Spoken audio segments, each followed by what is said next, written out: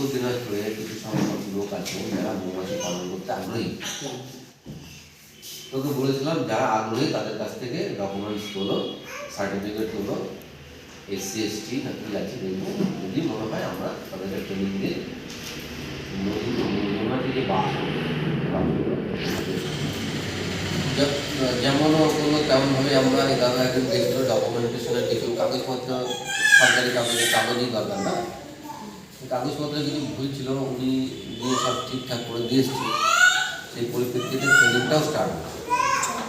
হয়তো বাক্সটা মৌমাছির বাক্স যেটা লাইভ কলোনি যেটা পুরো মৌমাছি সমেতই আসবে।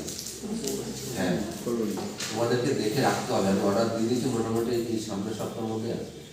কোথাও রাখবে, যেখানে রাখবে কারোর যেন কোনো রকম প্রবলেম না হয়। কারণ মৌমাছি এমন একটা জিনিস, কামড়ে কুমড়ে দিলে হয়তো তোমার কেউ থানা পুলিশ করবে, মরে গেছে ও বিজনেস করছে, আমার বাচ্চাকে কামড়ে দিবে, হতেই পারে। আমার কাছে রিকোয়েস্ট, এমনভাবে নিজেরা নির্ধারণ করবে জিনিসটা এমন একটা জায়গায় রাখা যায় যেখানে কোনো সঠিক জায়গায় রাখতে ক্ষতি না, কেন কমপ্লেন না। এখন কমপ্লেন করলে পুলিশ আপনাদেরকে আসবে, আপনাদের থ্রুতে আমাদের ডিপার্টমেন্টে ঢুকবে। আমাদের ডিপার্টমেন্ট সত্যি কথা বলতে এইসব ঝামেলা যারা যেতে চায় না। কেন দিল কী দরকার? আমরা তো লোকের উপকার করছি, অপকার তো করিনি ওকে।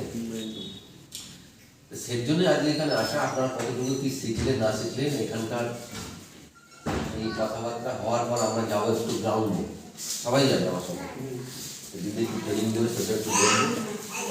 ডকুমেন্টেশনের কোনো ব্যাপার আছে, আজকালকার যে ডেট করেছে আপনার যেন সব জায়গাতে ফ্রড। আমার দপ্তর আমাকে স্পেশাল এজেন্ট পাঠিয়েছে, যে বিকাশ অ্যাটলিস্ট ট্রেনিং হচ্ছে কিনা, কীভাবে ট্রেনিং হচ্ছে।